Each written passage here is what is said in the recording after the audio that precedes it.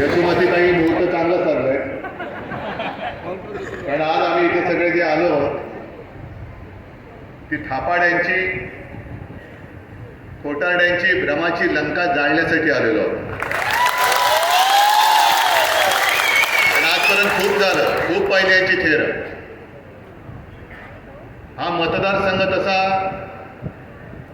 मी असं म्हणेन, अभिमानाने म्हणेन की शिवसेनेचा.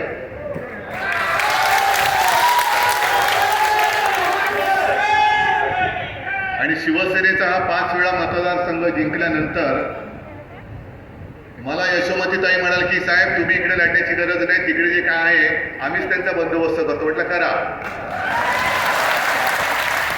आणि मला खात्री आहे की या मतदारसंघातला प्रत्येक कट्टर शिवसैनिक, शिवसेना प्रमुख बाळासाहेब ठाकरे यांचा प्रेमी, शिवसेनेचा प्रेमी मतदार हा कधीही गद्दाराला साथ देणार नाहीच आणि अपमानाचा सूड घेतल्याशिवाय स्वस्थ बसणार नाही.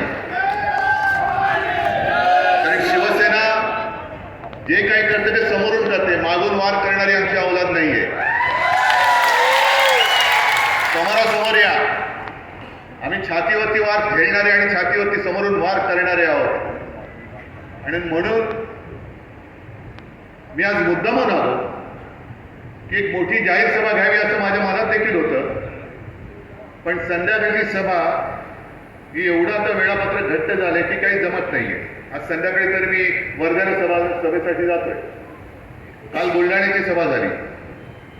पूर्ण राज्यामध्ये आणि देशामध्ये एक प्रचंड लाट दिसते, प्रचंड, म्हणजे याचं वर्णनच करू शकत नाही.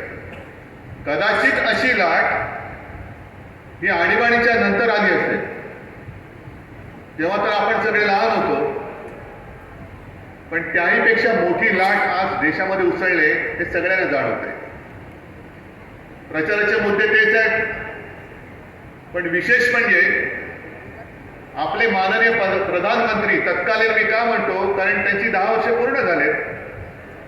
या निवडणुकीच्या काळामध्ये कोणी प्रधानमंत्री असत नाही, ते काळजीवाहू असतात, ते त्यांच्या पक्षाची काळजी वाहत आहेत, म्हणून ते काळजीवाहू आहेत. भारतीय जनता पक्षाची युती होती त्यावेळेला प्रधानमंत्रीजी मोदी आपल्या महाराष्ट्रात किती प्रचार सभांना आले होते आणि आता किती येत आहेत. आता अगदी गल्लीबोळामध्ये जातात आणि दरवेळेला काहीतरी एक जातीय समीकरणाचा पिल्लू सोडून देत आहे.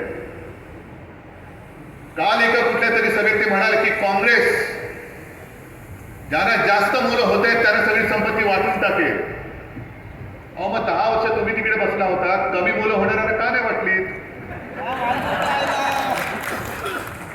आता जास्त मुलं कोणाला होतात आणि कमी मुलं कोणाला होतात, मोदींना कसं कळते देव जाईल ना. त्यांच्याकडे यंत्रणा असेल कारण प्रधानमंत्री आहे.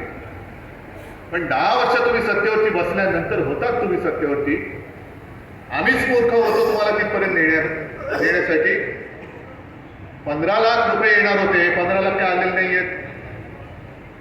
आणि आता ते जे काय चालतंय, मी कालच्या सभेत बोललो, काही मुद्दे मला मुद्दामून सगळ्या सभेत सांगायचे. कारण ही निवडणूक जी होते ती त्यांच्या जीवन मरणाची नाही, ही शेतकऱ्याच्या आणि तुमच्या आमच्या जीवन मरणाची लढाई आहे. आयुष्य कसं जगायचं, स्वातंत्र्यामध्ये लढायचं की पारतंत्र्यामध्ये लढायचं. आणि ही अमरावतीची जी भूमी आहे, तुकडोजी महाराज, यशोमतीताई गेल्या वेळेला मी स्मारकावरती आलो होतो, गाडगे महाराज, गाडगे बाबांनी एक धर्म शिकवलेला आहे. आणि तुकडोजी महाराज नुसते काही भजन कीर्तन करत नव्हते बसले, त्यांची कीर्तनं सुद्धा ही देशप्रेमाने ओथंबलेली होती, क्रांतिकारकांना प्रेरणा देणारी होती. आणि मी जर का नीट विसरलो नसेल तर त्यांच्याच त्या 2 ओळी आहेत, पत्थर सारे बॉम्ब बनेंगे, भक्त बनेगी सेना, झाडू झडले शस्त्र बनेगे, नाव लगेगी किनारे. वाणी होती, त्या वाणीतून देशप्रेम जागृत केलं होतं. आणि आज जे सत्तेवरती बसले त्यांचा स्वातंत्र्य लढ्याशी काडीचाही संबंध नव्हता, कुठेही नव्हता, कधीही नव्हता.